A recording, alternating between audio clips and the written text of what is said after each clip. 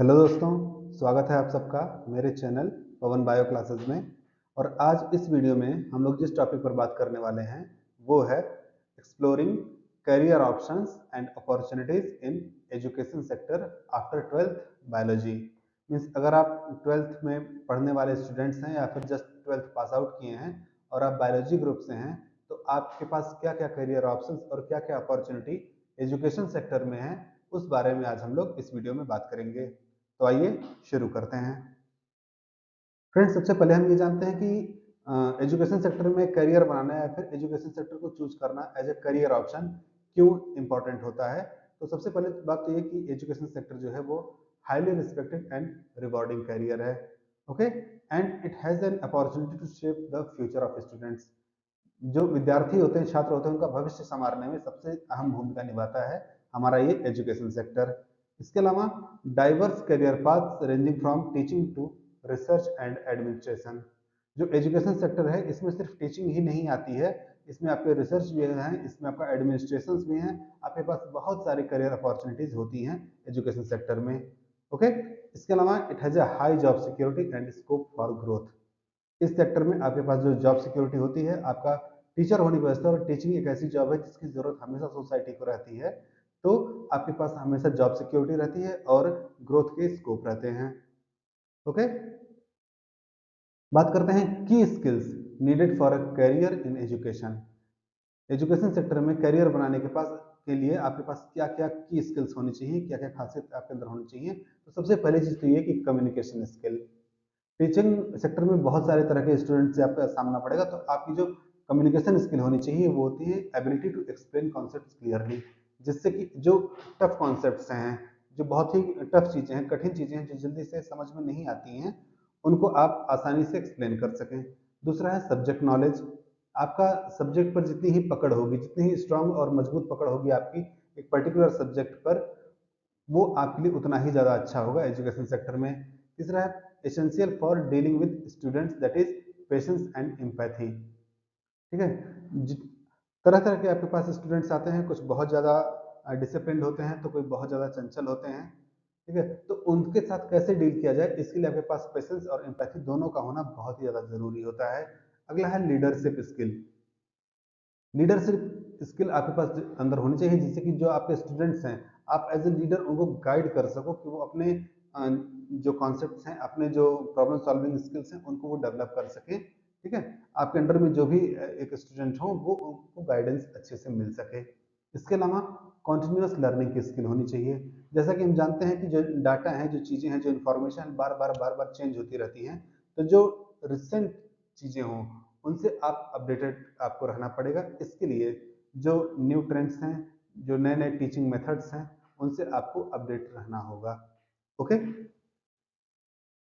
बात करते हैं pathways after class twelfth biology, options after twelfth.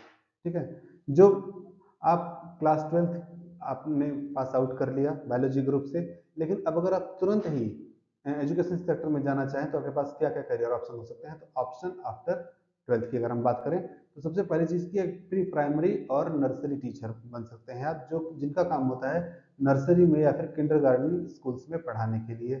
ठीक है, तो इसके लिए आपके पास रिक्वायरमेंट क्या होनी चाहिए। सबसे पहली चीज़ की तो आपके पास एक सर्टिफिकेट या डिप्लोमा होना चाहिए इन नर्सरी टीचर ट्रेनिंग का, जिसको कि हम एनटीटी भी कहते हैं। इसके अलावा कुछ स्कूल हैं जो सिर्फ ट्वेल्थ बायोलॉजी पास आउट को मौका देते हैं, जिनकी एक पास एक अच्छी कम्युनिकेशन स्किल होती है। ओके, बात करते हैं लैब असिस्टेंट की। यह एक करियर ऑप्शन है जो कि बायोलॉजी की जो लेबोरेटरीज हैं उनमें एज ए असिस्टेंट काम कर सकते हैं। ठीक है, जो स्कूल्स और कोचिंग इंस्टीट्यूट्स में जो बायोलॉजी की लेबोरेटरीज हैं, जिनमें स्लाइड हैं, सैंपल्स हैं, उनको असिस्ट कर सकते हैं।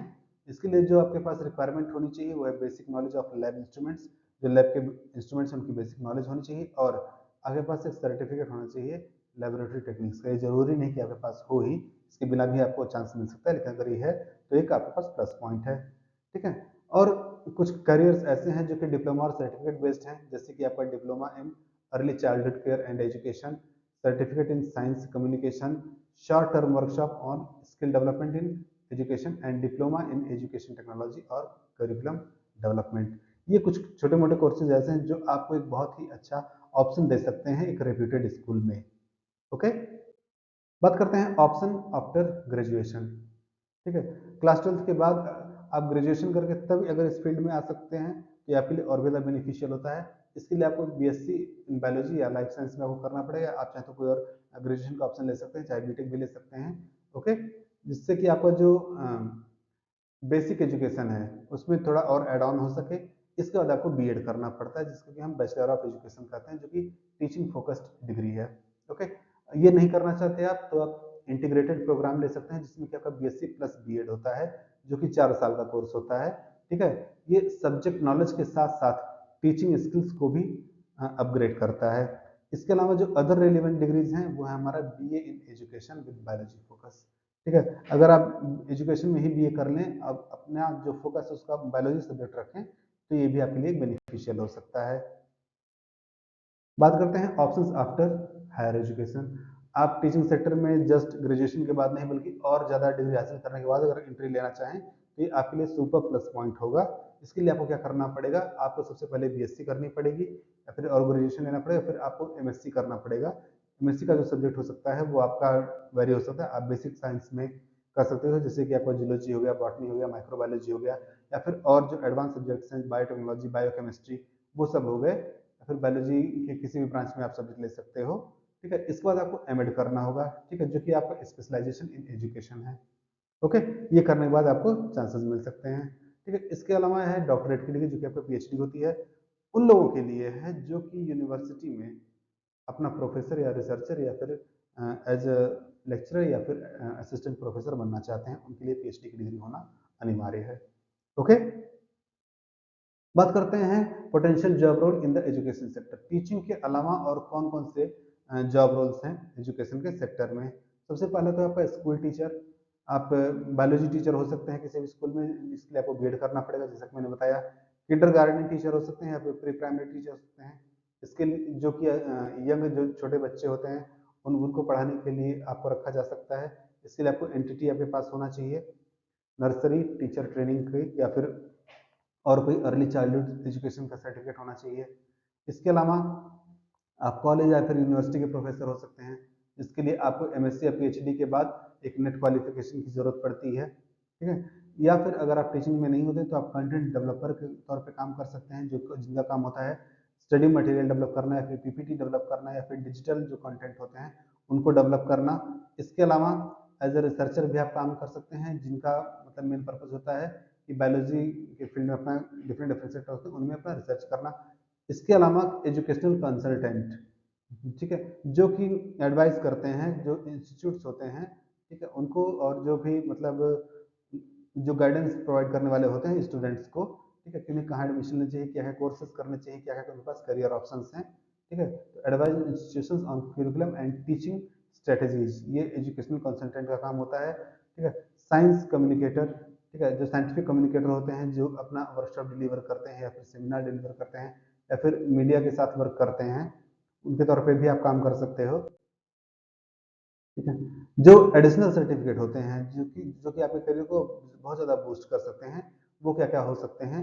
तो सबसे पहली चीज़ है कि आपका सर्टिफिकेशन इन ऑनलाइन टीचिंग प्लेटफॉर्म्स। ठीक है, अगर आपके पास ऑनलाइन टीचिंग प्लेटफॉर्म में एक सर्टिफिकेट है, जो कि अक्सर मिलता है कोर्सेरा जैसे से या फिर एडेक्स, जो हमारे टीचिंग प्लेटफॉर्म है, ठीक है, वहाँ पर पढ़ाने के लिए जो सर्टिफिकेट होते हैं वो आपके पास अगर है तो आपके पास एक एक्स्ट्रा ऑप्शन हो सकता है। इसके अलावा advance diploma in science communication और एजुकेशन टेक्नोलॉजी अगर आपके पास है तो ये भी आपके करियर को बहुत ज़्यादा बूस्ट कर सकता है। ठीक है, इसके अलावा skill development in presentation and public speaking, public के बीच में या फिर प्रेजेंटेशन के दौरान किस तरह से कम्युनिकेट करना चीज़ों को, या फिर और भी जो स्किल डेवलपमेंट की चीज़ें हैं, अगर इसका कोर्स आपने किया हुआ है तो ये भी आपके लिए काफ़ी ज़्यादा फायदेमंद हो सकता है। इसके अलावा training in laboratory techniques for hands on teaching. ठीक है, जो लेबोरेटरी के टेक्निक्स हैं, जो हैंड्स ऑन टीचिंग होती हैं, ठीक है, जो लेबोरेटरी में जो भी टेक्निक्स हम लोग यूज करते हैं उसकी जो ट्रेनिंग करवाई जाती है, उसका सर्टिफिकेट अगर आपके पास है तो ये भी आपके लिए एक बहुत ही ज़्यादा प्लस पॉइंट हो सकता है, जो कि आपके करियर को बूस्ट कर सकता है। बात करें कम्पिटेटिव एग्जाम्स की टू क्वालिफाई एजुकेटर, क्या क्या कम्पिटेटिव एग्जाम्स हैं जो कि मतलब क्वालिफाई करना पड़ता है। तो आपका एक टीईटी हो गया, ठीक है, जिसमें कि आपके स्टेट बेसिक हो सकते हैं या फिर नेशनल हो सकते हैं, जिसमें कि आपका सीटीईटी है या फिर यूपी टेट है, एच टेट है, इस तरह के एग्जाम्स होते हैं, या फिर नेट है आपका जो कि नेशनल एलिजिबिलिटी टेस्ट होता है, जो कि आपको असिस्टेंट प्रोफेसर बनाने के लिए ज़रूरी होता है। ठीक है, CSIR net it is specially for life science students. ठीक है, इसके अलावा सेट है जो कि आपका स्टेट एलिजिबिलिटी टेस्ट है। बहुत सारे स्टेट हैं जो कि स्टेट इक्विवेलेंट अपना जो नेट है उससे इक्विवेलेंट स्टेट एलिजिबिलिटी टेस्ट लेते हैं। इसके अलावा जो KBS है, NBS है, जो आपके केंद्रीय विद्यालय के समिति है या फिर नवोदय विद्यालय की समिति है, उसमें टीचिंग पोजीशन के लिए जो ज़रूरी होता है। ठीक है, इसके अलावा जो पर्टिकुलर स्टेट्स हैं जैसे कि सबऑर्डिनेट सर्विस सिलेक्शन बोर्ड, वो भी teaching and non teaching role के लिए बहुत सारे पोस्ट ऑफर करते हैं, रिक्रूटमेंट करते हैं। इसके अलावा आपका TGT और PGT एग्जाम होता है। ठीक है, TGT स्पेशली फॉर होता है for teaching class 6 to 10th, जबकि PGT आपका होता है for teaching class 11th to 12th। ठीक है, ये कुछ कॉम्पिटिटिव एग्जाम्स हैं। इनके अलावा और भी बहुत सारे एग्जाम्स हैं जिसमें आपका स्टेट है, स्टेट टीचर एलिजिबिलिटी टेस्ट। ठीक है, इसके अलावा स्कूल सर्विस कमीशन एग्जाम, इसके अलावा आपका आर्मी पब्लिक स्कूल कमीशन जो कि आपका APS है, फिर आपका NTT है, नर्सरी टीचर ट्रेनिंग सर्टिफिकेशन का प्रोग्राम है। रेलवे रिक्रूटमेंट बोर्ड में भी जो कुछ इंस्ट्रक्टर्स और कुछ टीचिंग के तौर पे कुछ जॉब्स अवेलेबल होती हैं जो कि आपके रेलवे स्कूल्स में रिक्रूटमेंट के लिए कंडक्ट कराई जाती हैं। इसके अलावा एडटेक स्पेसिफिक असेसमेंट्स, ठीक है, इन पर हमारा खास ध्यान देने की जरूरत है। कुछ प्लेटफॉर्म्स ऐसे हैं जैसे कि आपका बायजू हुआ, ठीक है, या वेदांतो हुआ, जो कि कंडक्ट कराते हैं कुछ ऐसे असेसमेंट जो कि ऑनलाइन ट्यूटर के रिक्रूटमेंट के लिए जरूरी होता है। ओके, तो ये आपको कुछ ऐसे कॉम्पिटिटिव एग्जाम्स हैं जो क्वालिफाई करने पड़ते हैं एजुकेटर बनने के लिए। बात करते हैं कि tips for success in the education sector, क्या क्या कुछ टिप्स हो सकते हैं। सबसे पहली चीज़ तो ये कि आपको पैशनेट रहना पड़ेगा और कमिटेड रहना पड़ेगा टीचिंग के लिए। दूसरी चीज़ ये कि आपको जो नॉलेज है उस पर आपको एक्सपर्ट बनना पड़ेगा, काफ़ी ज़्यादा अपना पकड़ बनानी पड़ेगी बायोलॉजी के सब्जेक्ट पर। ठीक है, इसके अलावा जो प्रैक्टिकल एक्सपीरियंस होते हैं जैसे आपका इंटर्नशिप या फिर वॉलंटियरिंग के थ्रू आपको प्रैक्टिकल एक्सपीरियंस काफ़ी ज़्यादा लेना पड़ेगा। ठीक है, और इसके अलावा आपको इम्प्रूव करना पड़ेगा सर्टिफिकेशन के तौर पे या फिर एडवांस स्टडीज के तौर पे। आपको ये सारी चीज़ें लेकर के अपने आप को इम्प्रूव करना पड़ेगा ताकि आप चीज़ों के साथ अपडेट रह सको। ठीक है, इसके अलावा network with educators and participate in workshop और सेमिनार्स, जो सेमिनार होते हैं, जो वर्कशॉप होते हैं, उनमें आपको पार्टिसिपेट करना पड़ेगा और अपना नेटवर्क स्ट्रॉन्ग करना पड़ेगा। ओके, बात करते हैं करियर ग्रोथ की अपॉर्चुनिटीज क्या क्या है एजुकेशन सेक्टर में। तो आप फ्रॉम टीचर टू प्रिंसिपल, ठीक है, जैसे जैसे आपके पास एक्सपीरियंस आता जाएगा आपका जो रोल है वो भी आगे बढ़ता जाएगा। ठीक है, स्पेशलाइज्ड इन ए नीच, आप किसी भी पर्टिकुलर बायोलॉजी के नीच जो है, चाहे वो जेनेटिक्स हो चाहे मॉलिक्यूलर बायोलॉजी हो, उस पर आप फोकस कर सकते हैं, उसके आप स्पेशलिस्ट बन सकते हैं। ठीक है, स्विच टू एडटेक, ठीक है, आप अगर जनरल टीचिंग प्रोग्राम से एक एडटेक प्रोग्राम की तरफ शिफ्ट होते हैं तो ये भी आपके पास एक अच्छी खासी करियर अपॉर्चुनिटीज हो जाती है। इसके अलावा एंटर एडमिनिस्ट्रेटिव रोल, ठीक है, आप सिर्फ टीचिंग ही नहीं, एक करिकुलम डेवलपमेंट हो गया या फिर एजुकेशन पॉलिसी मेकिंग जो चीज़ें हैं, इनमें भी अगर आप एंट्री ले लेते हैं तो ये भी आपके लिए काफ़ी ज़्यादा वैल्यूएबल चीज़ें हो सकती हैं। आपको काफ़ी ज़्यादा करियर ग्रोथ की अपॉर्चुनिटी मिल सकती है इन सारे रोल्स से। एज अ कंक्लूजन हम यही कह सकते हैं कि जो हमारा एजुकेशन सेक्टर है is a fulfilling career path for biology students. Okay, biology के स्टूडेंट्स के लिए सबसे ज़्यादा फुलफिलिंग करियर पाथ हो सकता है। इसके अलावा start early bye focusing on your goal and building relevant skills, आप जितना ही जल्दी अपने गोल पर फोकस करें और जो रेलिवेंट स्किल्स हैं उनको डेवलप करने की कोशिश करें, उतना ही आपके लिए फायदेमंद होगा ये। Always strive for excellence and you will succeed as an educator, अगर आप अपने जो भी स्किल्स, जो भी कमजोरियां हैं, पहले उन पर फोकस कर रहे हैं, उनको दूर कर रहे हैं, जो आपके स्किल्स हैं उनको आप और ज़्यादा निखार रहे हो, तो डेफिनेटली आप एजुकेटर बन करके अच्छा खासा अपना करियर ग्रोथ, अपनी करियर अपॉर्चुनिटी को मतलब अच्छा खासा अपना करियर बना सकते हैं एजुकेशन के फील्ड में। ओके, तो फ्रेंड्स इस वीडियो में बस इतना ही। आई होप ये वीडियो आपको अच्छा लगा होगा। ठीक है, अगर ये वीडियो आपको अच्छा लगे तो इसे अपने फ्रेंड्स के साथ भी शेयर करें और हमेशा याद रखिए, B stronger than your strongest excuse, because excuse से कभी सफलता नहीं मिलती। तो मिलते हैं अगले वीडियो में। Till then take care and good bye.